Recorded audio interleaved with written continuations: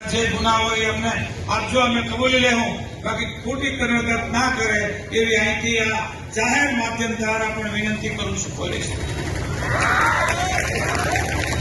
કારણ કે જે માહોલ છે એ શાંતિમય માહોલ છે. દેશનો તખતો બદલી રહ્યો છે. સત્તા પરિવર્તનનો માહોલ જયારે ચાલી નીકળ્યો છે આખા દેશમાં, એક લહેર બની ગઈ છે, ત્યારે ક્યાંક ને ક્યાંક દુરુપયોગ પણ કરતા હોય એવું ધ્યાનમાં આવે, એવું ના કરે તંત્ર, એવી અહીંથી જાહેરમાં વિનંતી કરવી. અચ્છા, વાત નંબર 2 કે એમણે જે કરવું હોય તે કરે. આપણે લોકશાહી દેશમાં જન્મેલા છે, આઝાદ છીએ. આપણે આપણનો હક અને અધિકાર લઈને જ જમશું, માંગીને જ જમશું, એમાં આપણે કોઈ રોકી શકે નહીં.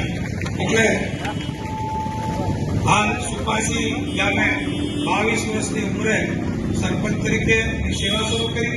આ જિલ્લાના વિપક્ષ નેતા તરીકે જ્યારે જિલ્લો હતો ત્યારે જિલ્લાના વિપક્ષ નેતા તરીકે ફરજ બજાવી છે. અને મારું ગામ સુપાસી છે, ત્યાં અહીંયા ઈગામ છે મારા ગામનો. આહિરના મત 800 છે. અહીંયા મારા આબાભાઈ ઉપસરપંચ છે મારા ગામ છે. આબાભાઈ એમને પૂછજો કે 1600 મત બીજા છે.